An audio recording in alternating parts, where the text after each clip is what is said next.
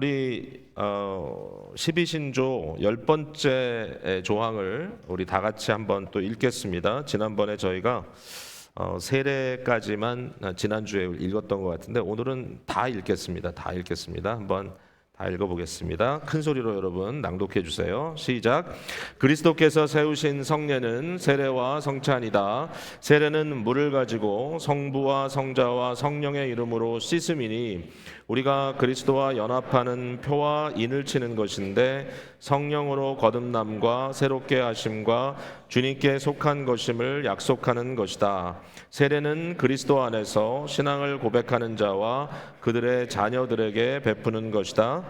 성찬은 그리스도의 죽으심을 기념하여 떡과 잔에 참여하는 것이니 믿는 자가 그 죽으심으로 인하여 오는 유익을 받는 것을 인을 쳐서 증거하는 표이다. 성찬은 주님께서 오실 때까지 주님의 백성이 행할 것이며 주님을 믿고 그 속죄를 의지함과 거기서부터 오는 유익을 받음과 더욱 주님을 섬기기로 언약함과 주님과 그의 백성이 서로 교통하는 표이다. 성례의 유익은 성례 자체로 말미암음도 아니요 성례를 베푸는 자의 덕으로 말미암음도 아니다. 다만 그리스도의 복주심과 또한 믿음으로 성례를 받는 자 가운데 계신 성령의 역사하심으로 말미암음이니라. 아멘. 자, 제가 지난주에 우리 세례를 유아 세례를 받으시는 가정들이 많이 계셔서 특별히 이 세례에 대한 의미를 좀 강조해서 말씀을 드렸고요. 또 이제 많은 분들이 오늘 또 쉐어링 해주셔야 되기 때문에 제가 긴 말씀은 드릴 수가 없었는데 오늘도 마찬가지입니다. 근데 네, 아기 소리가 나는 것은 전혀 이상하지 않으니까 염려 마시고 천천히 달래셔도 좋습니다. 세례는 우리 성인도 마찬가지고 우리 자녀들에 대한 것도 마찬가지인데 우리들의 입장에서는 우리의 정체성을 확인하는 시간이에요. 우리 자녀, 이 아이가 과연 누구냐? 하나님께서 이 아이의 사실상 친부모가 되시고 친아버지가 되셔서 우리에게 이 아기를 맡겼다라고 하는 청지기적 의식을 가지고 있는 거고요. 우리 자신도 그렇지만 우리 자녀들이 하나님의 것임을 우리가 인정하고 하나님의 자녀로서 하나님의 백성으로서 이 땅에 살아갈 것을 주님께 확인하고 맹세하는 이제 그러한 시간일 겁니다. 그 다음에 또 하나 중요한 것은 하나님 편에서는 내 것이라고 하나님께서 이렇게 인치시는 거예요. 사인하시듯이 오늘 물로 세례를 주는 이 장면을 통해서 우리 언약의 자녀들까지 또 성인으로서 이제는 자기의 어떤 의식과 인식과 의지를 가지고 내가 예수 그리스도를 나의 구주로 믿습니다라고 고백하는 그분에게 하나님께서 자기의 사인을 직접 하시면서 너는 내 거다라고 이제 도장을 꽉 찍으시는 것과 같은 그러한 장면이라고 말할 수 있을 겁니다. 그리고 세례를 받는 것은 명령이고요. 이것은 반드시 해야 할 일이라는 것을 다시 한번 확인드리고 여러분이 잘하신다라고 말씀을 드리고 싶어요. 특별히 세례를 받는 자에게 임하는 두 번째 성례의 은혜는 성찬입니다. 성찬은 우리가 아무나 받는 게 아니고요. 성찬은 우리 교회 안에서는 이제 정회원으로서 그리스도 예수가 나의 구주임을 공개적으로 고백하는 자들이 성찬을 받게 됩니다. 우리 아이들의 경우는 이제 본인들이 입교할 그 순간까지 성찬을 받지 못하는 일종의 프로베이션 기간인데요. 그 프로베이션 기간 동안에 해야 할 것은 이 아이가 성찬을 받을 수 있도록 최대한 빨리 14살 때 학습을 하고 15살 때 입교할 수 있도록 부모와 그리고 우리 교회 스태프들과 교사들과 우리 온 교회 모든 사람들이 함께 노력하고 위하여 기도해야 될 거예요. 그래서 이제 부모님들이 오늘 세례를 받은 후에 이제 여기까지 왔구나, 여기서 끝나는 게 아니라 이제부터 큰 숙제가 주어졌어요. 이제 나에게 주어진 시간은 아이가 지금 몇 살인지 모르지만 이제 대부분 이제 2-3살 정도 미만이니까 이 아이들이 앞으로 2년 이렇게 살아가는 동안에 아이들이 그리스도의 사람인 것을 스스로 인식하고 학습받고 세례받을 수 있도록 입교할 수 있도록 그러므로 예수 그리스도의 살과 피를 먹을 수 있는 그러한 아주 귀한 자리에 갈 수 있도록 우리가 최선을 다해서 섬겨야 되겠다라고 하는 부모님들의 헌신이 오늘 꼭 필요하다고 생각합니다. 성찬에 대한 말씀을 잠깐 나누자면요. 오늘 여러분 지금 보시는 거에 맨 아랫줄이겠네요. 밑에서 두 번째 줄, 성찬은 그리스도의 죽으심을 기념하여 이렇게 써 있어요. 기념하여. 이 기념이란 말이 조금 좀 컨트로버시가 있습니다. 근데 이것은 성경적인 단어입니다. 왜냐하면 오늘 우리가 함께 읽은 본문은 바울 사도가 어떻게 예수님께서 이 성찬에 대해서 이것을 지키라고 명령하셨는가, 이 얘기를 굉장히 자세히 여기 써준 건데요. 아주 잘 정리해서 여기에 이 기념하라는 말이 두 번 나옵니다. 24절에 떡을 떼시면서 너희를 위하는 내 몸이다, 이것을 기념하라 하셨고, 그 다음에 잔을 가지고 이것을 내 피라, 새로운 피로 세우는 새로운 언약이니까 이것을 행하여 마실 때마다 나를 기념하라, 이렇게 쓰여져 있습니다. 여기 기념하라는 말을 우리가 이해하는 것은 그렇게 어렵진 않아요. 우리가 마치 우리가 돌아가신 분을 추모하듯이, 메모리얼 하듯이, 말 그대로 메모리얼입니다. remembrance라고 말할 수 있는데, 기억하고 이것을 기념하는 것을 의미하는데, 근데 우리가 꼭 마음속에 가져야 될 바른 이해는 뭐냐면, 이 성찬이라는 것은 단순히 기념만은 아니다라는 거예요. 그러니까 이제 12신조의 이 10번째 조항의 성찬에 대한 조항이 이 기념이라는 것으로 마치 전체를 설명하는 것 같은 그런 어떤 좀 임프레션이 있다 그래가지고 이제 많은 분들이 이것이 개혁주의 다큐멘트로 좀 부족하다, 이런 지적을 할 때가 있는데, 저는 사실은 좀 뭐라고 할까요? 아주 구체적이진 않지만 여기에 이 기념이라고 하는 이 성례가 어떠한 사실상 영향을 주느냐라는 부분이 굉장히 중요한 것 같아요. 여기 보니까 믿는 자가 그 죽으심으로 인하여 오는 유익을 받는 것을 인을 쳐서 증거하는 표이다 그랬어요. 그러니까 이 성찬을 먹고 마심으로 우리에게 나타나는 효과는 뭐냐면, 여기 보니까 믿음으로 인하여 예수 그리스도가 우리를 위하여 죽으신 그 죽음의 효력, 실제적인 효력을 우리가 받았다라고 하는 굉장히 중요한 의미를 담고 있다라는 거죠.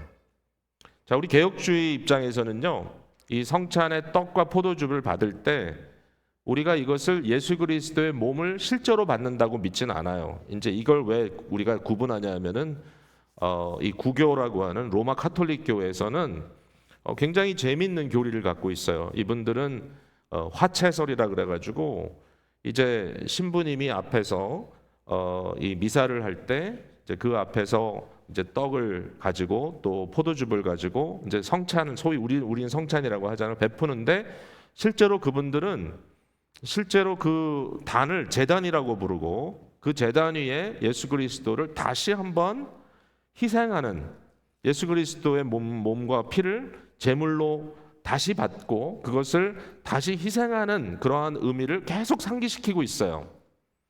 근데 이제 그것은 좀 저희 입장에서는 이게 과연 옳은가? 왜냐하면 그리스도 예수는 이미 죽음을 통과하시고 그는 대속을 once for all, 히브리어서에 보면 단번에 이루심으로써 그는 이제는 부활하셔서 우리의 주님으로서 자기의 피를 뿌리면서 오늘도 영원한 중보를 하나님께 드리고 있는데, 마치 매번 예수님께서 또 죽고 또 죽고 또 죽어야 되는 것처럼 그렇게 하는 것이 옳으냐? 여기에 대해서는 일단 부정적이고, 또 하나는 뭐냐면 이렇게 했을 때 그 순간에 사실상, 그러니까 물론 이제 이것이 본질 자체가 바뀌는 것은 아님에도 불구하고 이분들은 실제적으로 사실상 떡이 예수님의 살이 되고 포도즙이 예수님의 피가 되어서 실제로 물질적으로 그것이 예수님의 몸과 피의 의미를 갖고 있다라고 말씀을 하시는 거죠. 이게 마치 그 순간에 이 물질이 실제적으로 예수님의 몸과 피로 바뀌는 것 같은, 물론 굉장히 어려운 철학적인 그 내용들이 담겨져 있기 때문에 제가 지금 표현하는 것이 너무 단순하다고 하실 수도 있지만, 그러나 적어도 원리적인 측면에 있어서는 실제로 예수님의 몸과 피로 바뀌는 것이다. 이렇게 이제 인식을 하는 거죠. 근데 문제는 뭐냐면 이것은 굉장히 미신적일 수 있다는 거예요. 그래서 마치 그 물질로서의 떡과 물질로서의 이 잔을 먹고 마시는 그 자체가 물질적인 측면에서 마치 우리가 어떤 부적을 가지고 미신을 행하듯이 이 자체가 어떤 효력을 갖고 있구나라고 생각할 수 있는 그런 오해를 만들어낼 수 있다라는 거죠. 자, 그러면 우리 입장에서는 뭘 믿느냐? 단순히 이것은 그것이 아니고 그냥 기념하는 것이다. 기념일 뿐이다. 그건 아니에요. 기념하는 측면이 분명히 있지만 그러나 여기에 어떤 깊은 영적인 역사가 담겨져 있다라는 거죠. 영적인 역사입니다. 육체적인 역사가 아니고 물질적인 역사가 아니고 영적인 역사로 실제로 이 물질을 통하여 그리스도께서 실제적으로 영적으로 우리 안에 역사하신다라고 믿는 겁니다.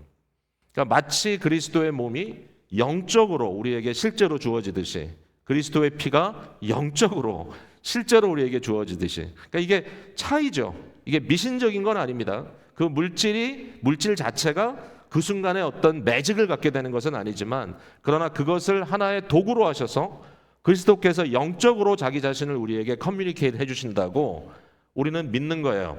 자, 제가 드린 이 설명이 여러분들에게 이해가 됐다면 굉장한 일입니다. 근데 사실은 종교개혁 때 이것 때문에 많은 갈등을 가져왔기 때문에 이것은 사실은 굉장히 중요한 일이긴 해요.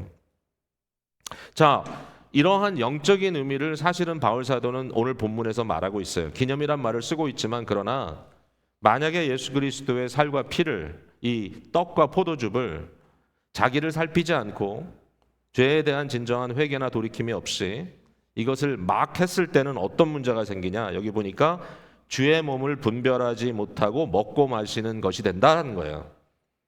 그러니까 이것이 만약에 그냥 단순히 어떤 메모리얼이었다면 뭐 그냥 마치 밥 먹듯이 먹고 마신다고 한들 그 자체가 무슨 큰 문제가 있겠어요. 근데 그것만이 아니라는 거예요. 여기에 어떤 거룩함이 있고 하나님께서 이것을 구별하여서 분별하여서 이러한 성찬을 통해서 우리에게 예수 그리스도를 실제적으로, 영적으로, 인격적으로 커뮤니케이트 하시는 순간이기 때문에 만약에 자기 자신을 돌아보지도 않고 그리고 죄에 대한 깊은 고민도 없이 그냥 아무 생각 없이 그냥 믿음도 없이 이것을 먹고 마실 때는 무엇을 하느냐? 자기의 죄를 먹고 마시는 것이다. 이렇게 결론을 내렸어요. 심지어는 이것 때문에 초대교회 속에 이로 인하여 육신의 약함과 병듦과 심지어는 죽은 자도 있다라고 바울이 다큐멘트를 해주고 있어요. 그러니까 하나님께서 이 성찬이라고 하는 것을 굉장히 구체적으로 사용하셨다는 사실을 우리가 알 수 있는 거죠.